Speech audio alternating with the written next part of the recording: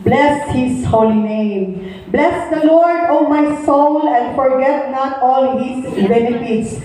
Una, who forgives all your iniquities, who heals all your diseases, who redeems your life from destruction, who crowns you with loving kindness and mercies, who satisfies your mouth with good things, so that your youth is renewed like eagles. And hallelujah.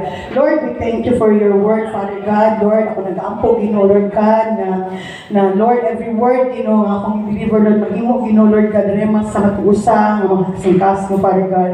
Lord, make me, Lord, a channel, Ginoo, our mouthpiece, Lord, para Ginoo, Lord God, madawatan nila ang word, ikan kanimo, Lord. Lord, I'm just an empty vessel ready to be filled by you, Lord God. And Lord, for the congregation, Ginoo, Lord God, na masaktan nila, Ginoo, ang imong pulong, God.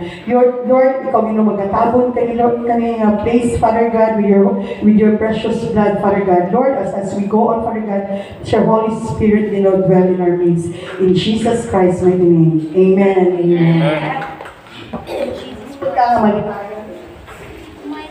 Panimot siya sa first and final practice. May si Pamata ko Sir Edward, na hawag mo sayaw. Di ba Sir Edward? Hawag mo sayaw, great dancer. Amen. So, ningon dira sa Psalms 103 verse 1 to 5, bless the Lord of my soul. You know, kani siya nga verse pa sa Bible. Last 2 years ago, man to, as I remember, no? Karang natulog ko ba, kaglawon kong nakamata jud ko nga karang ang akong mouth nagbabling, nag-ingon siya, bless the Lord, O my soul, and forget. Namataan ako nga akong bakba, nagsulti. So, nakamata ko, so, lamit na kayo tulog balik, pero ko galain na, pwede ka na maragay. Hindi mapamata na ka sa Ginoo balik, matupod siya balik.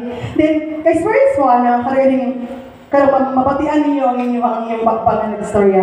So, kato siya na-experience, so grabe, hindi na ako siya malintan. Lami kay sa experience ka, at 4 o'clock in the morning, I heard my very voice as I sleep, I heard my mouth speaking, that Psalms 103. Now, bless the Lord, O my soul, and forget not all His benefits. Nga to, di siya na ako malitan. I can't forget that moment, that time na God wakes me up at very early in the morning and remind me about His Word, about all the benefits nga iyahan gihatag ka na to. Amen. Ingon nila sa first one, bless the Lord, O my soul. When we talk about bless the Lord, it means also worship to the Lord. Amen? We are blessing the Lord for who He is. Ito siyang i-bless kung kinsa sa imong kinabuhi. Kita nga mga Christians na nakabalo kung kinsa atong Dios nga atong ginagaran, makabalo kita nga mo pasalamat o mo bless sa iyang pangalan. Amen?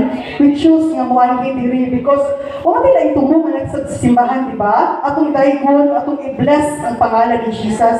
Atong pasalamatan siya sa tibok simana nga iyatang kitabunan, yata di-provide sa mga pagkinahanglan. Amen? So makita na nila sa ubos ang mga benepisyo na ato ang madawakan kung atong panalaginan, i-bless ang pangalan ni Jesus ang ato siyang i-worship.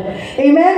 Karang verse, gisulat na ni David at the time na katuganing depressed siya, at the time na kaya distraction, na siya yata sa king at the time. Iyahan ang gisulat nga, bless the Lord of my soul. Anong iyahan ang encourage ang soul? Kaya kanina mga itong soul, mga itong emotions, di ba? Consists of emotions, feelings. At that time, David was very down sa young life. Kaya na siya ako kayo ng mga pagbatil sa iyang kinabuhi. So, gi-encourage niya, kaya kanina mo itong soul, itong kalag, mga hallelujah, di ba? Ang atong spirit, willing kayo, but our soul is, weak. Weak ang soul. That's why si David, gi-encourage niya nga, bless the Lord, O my soul, and all that is within me. Dili lang kay atong kamot, all that is within us. Sa may consist sa atong body. Ang atong kamot, di ba? Ang atong bakba. Dili na kay with our mind na i-bless the Lord. But here sa church, makita na ito nga, kung ato kayo magdahil ka, ato itaas ang pagkamot. All that is within us, man. Amen? Not love, aming nakayo ang kuan, pero nag-anak nagyapon ka, nag-impos nagyapon ka. Si David nag-encourage ka nato. Si David nag-encourage ka nato no nga. I-bless ang Ginoo all my soul and all that is within us. We will bless His holy name. Amen? Amen? So, kanang pag-bless mo sa Ginoo, pagsimba nato diha, sa sunod na mga verse, makita nato mga benepisyo. Nganong i-bless, benepisyo po, nakaibalo po ta nganong i-bless sa Ginoo. Amen? Nakasabot ta kita nga mga sheep sa Ginoo, siya atong shepherds, so nakabalo ta kung kinsa ang ato ang Dios sa ginagari. Amen? So number 1 nga benepisyo nga akong anong musimba mata. So sa ako ang outline, what are things that we thank for God? Shay, what are the things that we thank for God? Shay, paliw ko sa number 1. Therefore, basahin sa ito ang Hebrews 13:15. Therefore, by him, let us continually offer the sacrifice of praise, that is the fruit of our lips, giving thanks to the name of the Lord. Giving thanks to His name. Amen? As we go inside the church, let us therefore continually offer the sacrifice of praise. So, ano yung sacrifice of praise? Karang mga pagdahig, although sa mga natin mga gibati, natin mga dili maayo nga giban, apan we choose nga mo budayig sa Ginoo. That's our sacrificial praise. Amen. Dili nato para kay David ba nga mas kinaa siya daghan tigig sa gubang, he encouraged ang iyang soul nga bless the Lord of my soul and all that is within me. Amen. So number 1, akong itandaan ko sa itong mga butang nga dapat nato ipagpasalamat sa Ginoo sa tanan benepisyo na atong nagawad. Amen? And number 1 dira is, we are be thankful for the forgiveness that we have in Christ. Makita dira sa verse 3 ba na siya? 3. Who forgives your iniquities. Amen? Sa tanan mga ipasaylo sa Ginoo. Amen? Amen. Tanan kita, mga anak sa Ginoo, ipasaylo, nakadawat na sa benepisyo. Amen. Ipagpasaylo na yung atong mga kasalanan. Ay, we are thankful that God forgive our sin. Let's read Psalms 32 verse 1 to 2. Blessed is he whose transgression is forgiven, whose sin is covered. Blessed is the man to whom the Lord does not impute iniquity, and in whose spirit there is no deceit. Blessed is whose transgression is forgiven. Blessed din tayo. Kaya ipasaylo man sa Ginoo. Amen? Tara, bless you. Amen? Amen. Lord, thank you, Lord, for your forgiveness. Amen? Kana ang unang benepisyo na atong madawatan, o we are so thankful sa benefits na atong nadawat gikan kay Christ. Ang una, ang forgiveness of our sin, of our iniquities. Ingon dira sa Psalms nga, as far as the east to the west, ikalimtan niya ang atong mga kasalanan. Kalayuan ang east of west, mapesyon na nimo, dili, ingana ang ugma sa Ginoo. Amen? So number 2, nga atong benefits nga madawat kaniya, and we are so thankful about that. We are thankful for the good health. Kinsay maayong lawas kami. Amen! Amen! So, Lord, we thank you, Lord, for the good health na among na-receive, Father God. Many times, kita sa atong mga anak niya, mag-go straight up, but God is so good, no? Ginabalik ta niya, God is so good, ginaprovide niya ang atong mga pagkinahanglan. God is so good na siya nag-aayon sa itong mga balatian. Amen? Recently lang, kanina nga exhortation ng award na karana tataw sa inyo at sa inyo sa terestrado ko tayo kung nahupin mo wala kay pila ko kaadlaw nga wala kay tulog kay sigitan na kalentura pa.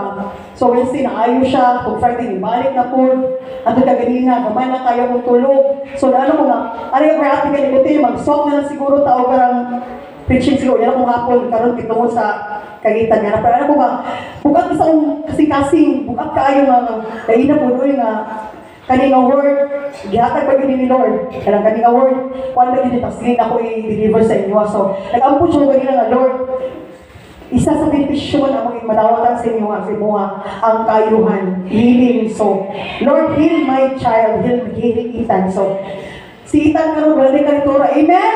Praise God, wala siya fever. Thank you, Lord. Thank you, Lord, for the healing, Lord. Thank you, Jesus.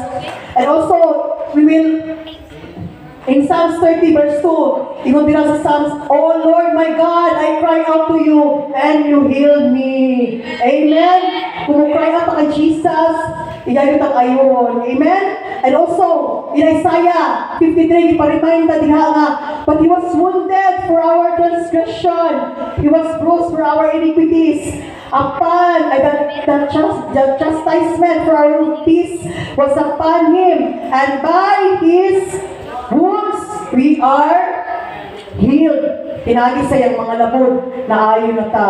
So isa sa mga television na madawatan na to sa itong buhay ng Diyos is our healing. Amen? Let us apin niya na ito mga health. Amen? Gatag na sa Ginoo. Be wise sa imong sa imong lawas.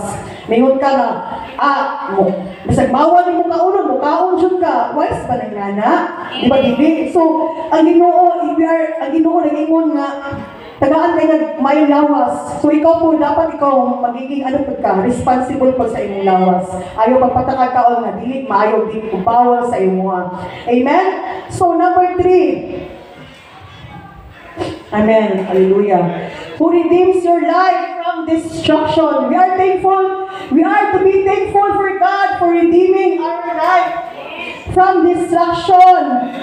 Tanang mo nga, tanang nalikway, naiway sa tanang discussion yung amen. Amen. So kung tanang mo na atay mga kanya-kanyang mga experience na hapit jud mi nakuan, hapit jud mi kana, puro na lang hapit. Ano man? At least hapit, di ba? Kanang hapit pag sa ginal, pariman pa sa Ginoo ba nga anak karang di ba ikaw na sa imong kinabuhi, kailangan ampo jud ka, kailangan andam jud ka. May gali kay hapit lang, dili na jud makapangay patagpasaylo sa Ginoo. Amen. So, kitang tanan man gyud dami gyud mga kanya-kanya experience no, nga hapit na maligsan, hapit na mabangga, puro hapit, mostly in destruction. But God, isa sa benepisyo sa Ginoo, iyatang giritim, iyatang gikuha, iyatang giproteksyonan. Oh, hallelujah! Maayo ka tumuyan Diyos, grabe ang proteksyon sa Ginoo, ikaw anak sa Diyos. Amen? So, kita nga, manas amang andam dito dapat sa kanunay. Amen? Kaya kaaway, gusto dito niya, patyon.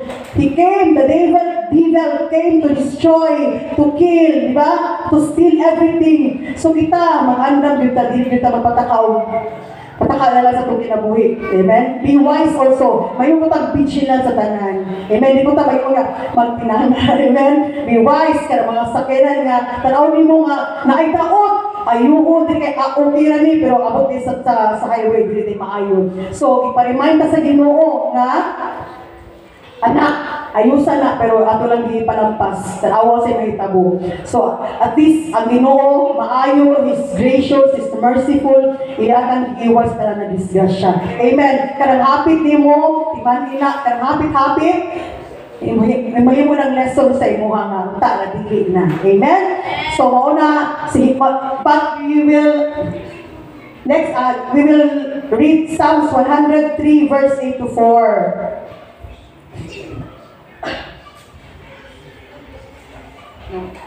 Amen. And then number 4, Shane. So this is number 4, benefits nga ito madawat sa Jesus is who crowns you with loving kindness and mercy. Amen? That's the number 4. We are thankful for God's loving kindness and mercy. Ang iyahang pangamaluluyon o pagkamahigugmaon. Ben, nalipay ba tayo mahigugmaon itong buhay na Diyos? Nalipay ba tayo na karamaluluyon po siya? Amen? So, God's mercies are great. God does not give us what we deserve.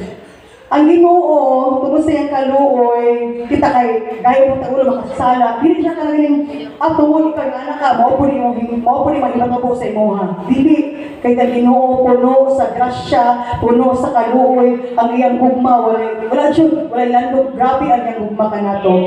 Says God's mercies are great. Amen. Though we are not deserving, He give us the grace. Amen. Grabe ang grasya. Unmerited favor, ihatag niya sa tuwa. Amen? Usang grasya nga ihatag niya. Diba, number one na din ang atong salvation. Amen? The salvation atong na-receive kay Jesus. Grabe mo ang iyang loving, iyang loving kindness at mercy ka na to. The cross is a sign of the grace of God. So, kita mo na dapat ang ilansang dalbunalan, ilansang, but God is so merciful and so loving that He take His, He take His life's cross in behalf of us. And that's the grace of God. Muna grasya sa Ginoo, dako kaayo. Amen? Nalipay ba ka sa mga benepisyo atong madawatan sa Ginoo? The benefits nga, muna benefits nga ang human being mo what sa kanunay. Amen? Recap ta, una ang forgiveness sa atong mga sala. Kaayuhan sa atong mga balatian. Amen? O pag-iiway niya sa tanang distraction, sa tanang mga matang sa dili maayo. Amen? Number 4, pag-crown niya with loving kindness and mercy. Ang number 5, okay, magbasa ako sa nila sa Psalms 103, verse 8 to 14. The Lord is merciful and gracious, slow to anger and abounding in mercy. He will not always strive with us, nor will He keep His anger forever. He has not dealt with us according to our sins, nor punish us according to our iniquities. For as the heavens and high above the earth, above the earth, so is His love towards us. So great is great mercy toward those who fear Him. As far as the east to the west, so far has removed all our transgression from us as a father pities his children. So the Lord pities those who fear Him, for He knows our frame. He remembers that we are dust. Okay, ibalik niya Shane. Ibalik sa verse 8. The Lord is merciful and gracious, slow to anger. Dili kayo ba yung masuko ang Ginoo dahil di ay? Di pa mataan na nga di tayo masuko ang Ginoo? Karang nakasalata, kapila pa, dahil na kayo mga chances. Diba? Dili siya dali masuko. He is very merciful and gracious. Amen? Hallelujah. He will not always strive with us, nor He will keep His anger forever. Yes, hindi siya magtanong na niyo kasuko. Di para sa mga tao, yes, human being, no? Magtanong kita kasuko. Well, yan naman tayo, human nature, yan naman yung mga tao. Pantay lang dyan ka, ikaw, pantay lang dyan ka, na. But God is different. Amen? Because He is God. Amen? So, He has not dealt with us according to our sin. Dili kita niya, i-deal pa nga, inganak ka, dapat inganin po rin mong punishment. Dili ingana ang Ginoo. Pantay-pantay pa tayo sa iyang pananaw. Amen? Amen? Kung sa mga pantay-pantay kita sa Ginoo. Amen? Nor punish us according to our iniquities. Amen? For as the heavens are high above the earth, so us. Amen? So is this next shame. So great is His mercy. Measure ba nato ang east, west, north, and south? Gihulagway gihilagway ni David ang bugmas sa Ginoo. Unsa na kalayoon ang east o ang west, north, sa